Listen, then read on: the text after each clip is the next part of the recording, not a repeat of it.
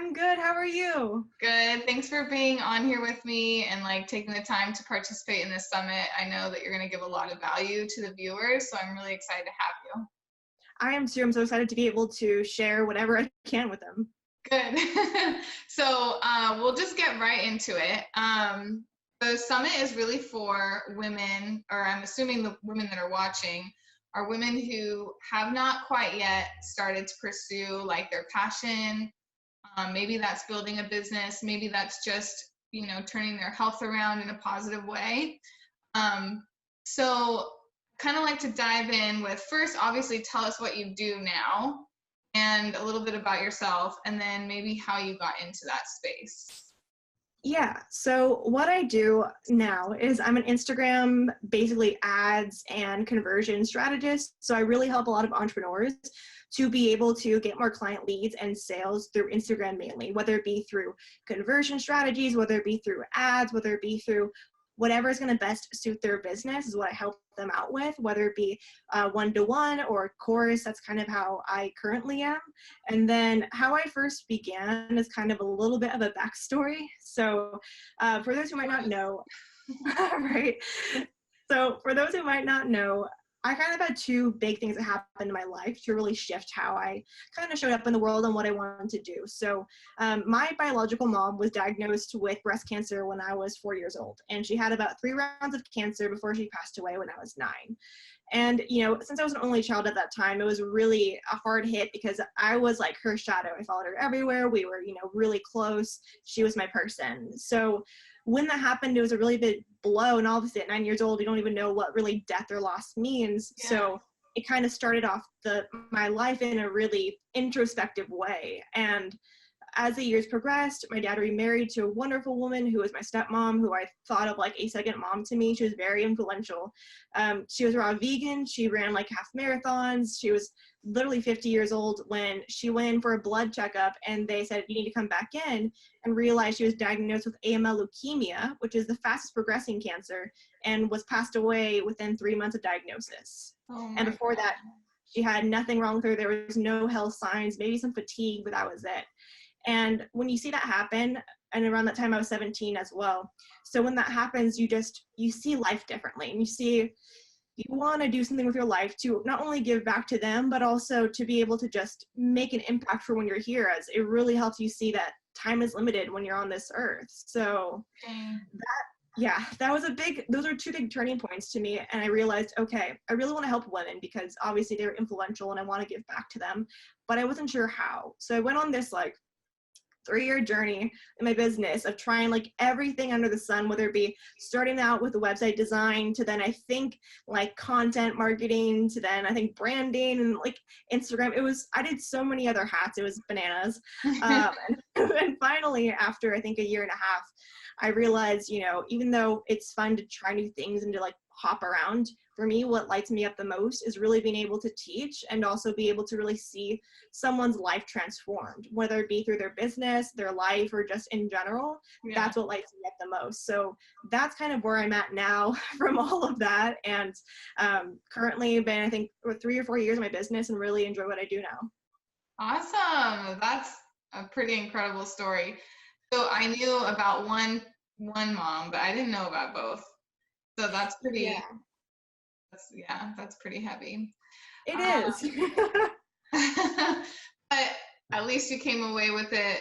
I hate starting it that way too. I wish I didn't say at least, but you came away with it with a new perspective and a passion, right?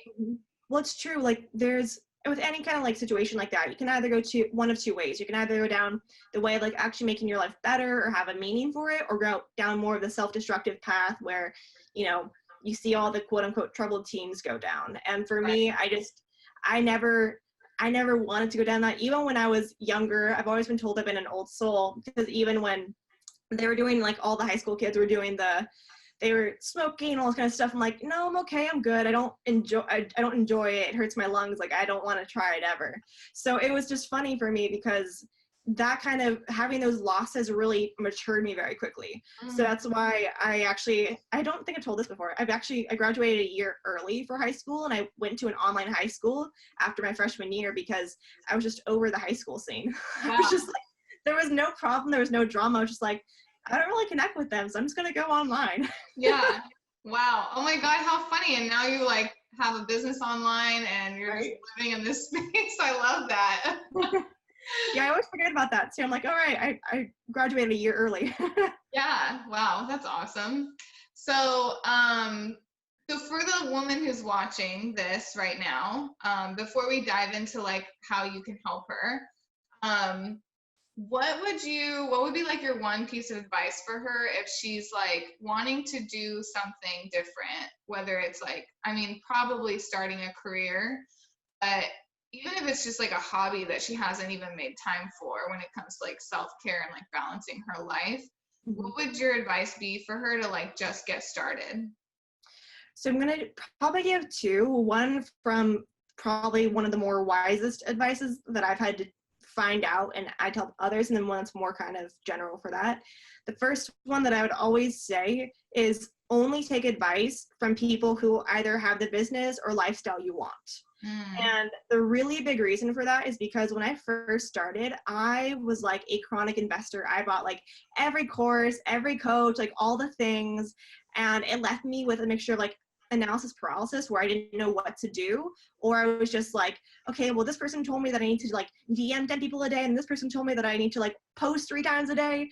And, you know, your brain just gets so confused. And for me, I was looking through a lot of coaches' lenses. And for me, I always like, okay, I guess I need to be a coach. I don't know. And I realized after 2 years of doing that, that being on calls or like doing these type of things where I was like back to back to back to calls really emotionally drained me. And I had to finally take that into notice and build my business around someone else who I actually admire who does not do a lot of calls or has more of like a course-based business. And that took a really long time for me to just understand and be okay with, right. because what happens is, like you already know, there's so many gurus and experts out there who want to give you their own 2 cents. But the really best way for you to know, is this the advice to take or to go under, is see, do they have the lifestyle you want? And if you're going into business, do they have the business you want? Yeah. That's really good advice because even now, like I've only been running my business for a little over a year and a half. I've already invested in multiple coaches, and some of them have been awesome and some of them have not been that awesome. And I've come to realize that too. It's like I need to look more closely at who this person is in real life and not just like the highlight reel they're sharing to get clients, you know? And do you even connect with them as a person? I think is really important too. I think, yeah, personality is something really huge, probably similar for you, for your clients. Like if you can't just talk to them like a Yeah, person, then they're not going to be a great client. right. And I'll be the first person to say like if you follow me and we get on the phone and you're just like, okay, that was weird and I didn't really like her, don't sign up with me. Exactly. Like, Yeah. Because we that's the don't thing. need to There's work together. exactly. There's so many people out there that could better suit each person. So Yeah. I'm happy that not only have you understood that, and so have I, but really educating more people around that, because it's really easy to get stuck in thinking, oh, I need to take this thing or I need to take this course because it feels like I need to or I should, versus like, do I really want this? Do I really want that lifestyle or business that they're telling me? And another, I'm gonna throw this out there because like I wish someone had told me this. It's like there's so many things available out there now. You don't have to jump to the first thing that catches your eye, especially when you're first entering this space. Like when you're first starting your business is online specifically. It's like you see that one influencer that you've been following or whatever, and you think that's the only offer and that's the only way to start a business, or like you said, you know. But if you do a little bit more research and take a little bit more time, there might be another method out there that is more in line with what you want.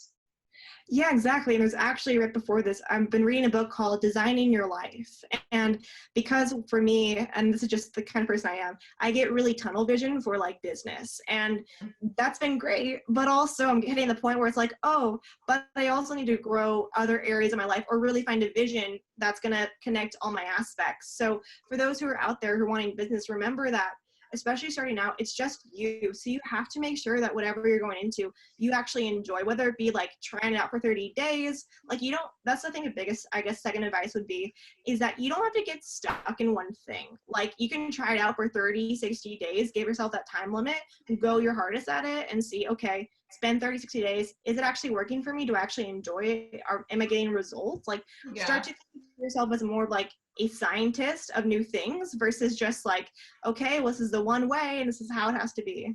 Yeah, it's not like black and white or be all end all. It doesn't, Exactly. especially as an entrepreneur. That's like the beauty of being an entrepreneur. You get to evolve and like step into different areas. So Yeah, and like you said, it's the best thing ever because think about where you were at in kindergarten versus senior year of high school. Like you don't expect yourself to talk about the same things you did in kindergarten if you're a senior. Same thing in business. Like you grow and evolve, and that's great. And your audience usually will try and grow with you, or you'll attract a new audience who likes where you're at now. yeah, awesome. Love that. So kind of stepping back into something you mentioned about like creating that space for other things that you enjoy doing. Another part of this summit, another point of it, is to help women understand the importance of like self-care and taking care of themselves physically, and how that plays into and adds to the pursuit of their passion and like living a fulfilling life. So how has that looked for you throughout this journey of like entrepreneurship?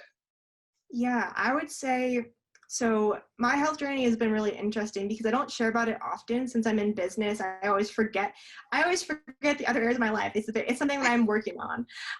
But I actually, when I was in high school, because of everything that happened with like my mom or stepmom and so forth, I actually gained about 50 pounds. And I was like, okay, she passed away, I think in November. And a week later, I decided to sign up for a Muay Thai kickboxing class.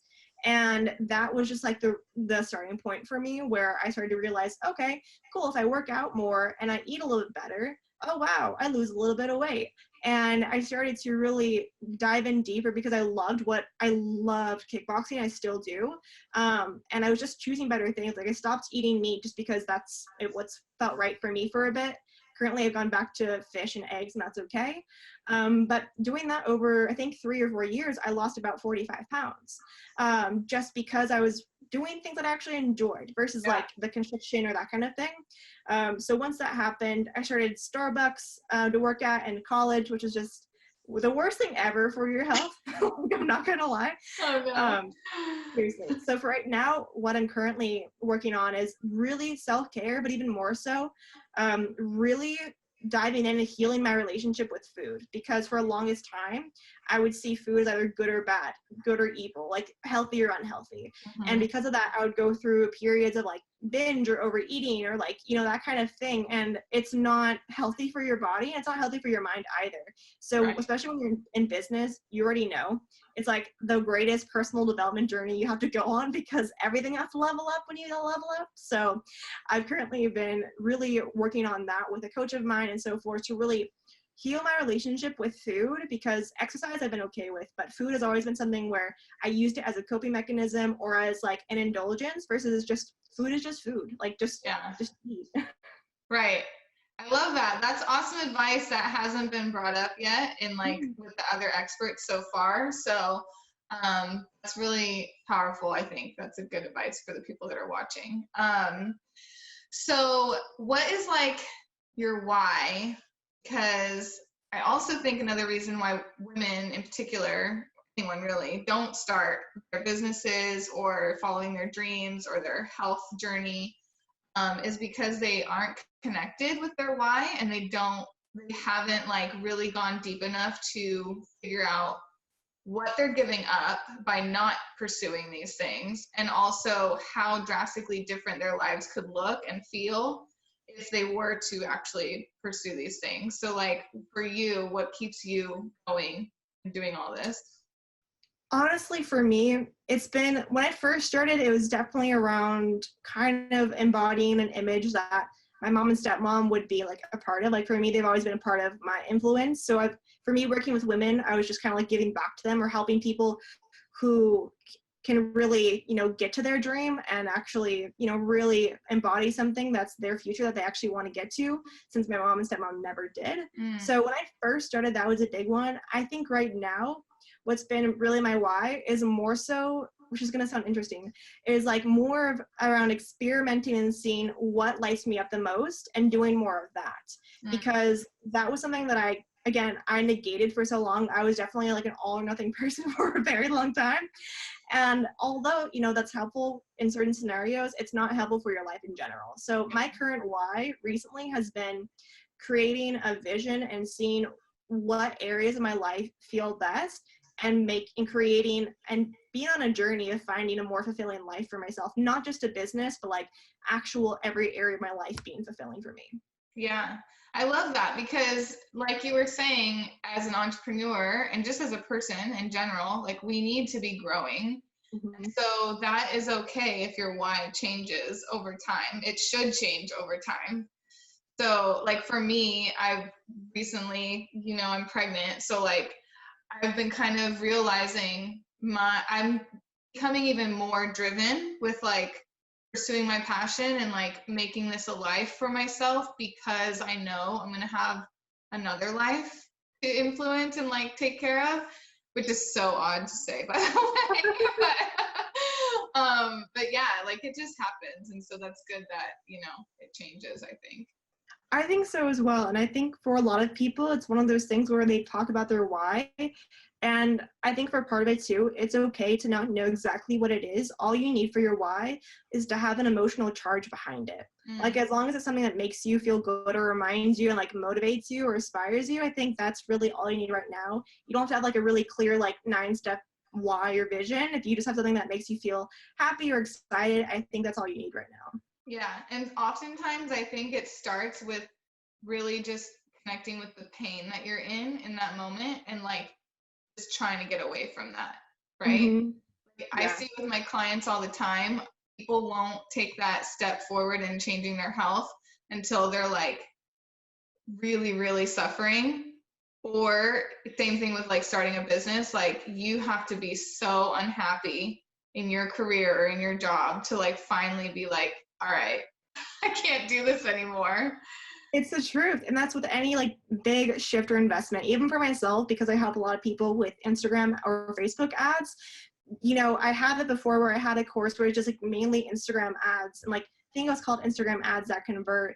And I got a lot of people on it who were curious but didn't pull the trigger, because for them, same thing. They weren't heavily in the pain points. They were curious and they were like interested, but they weren't ready to pull the trigger. And that's when you have to kind of shift and pivot for there and realize, oh, what they really desire is having a system that works for them on autopilot versus like an ad alone.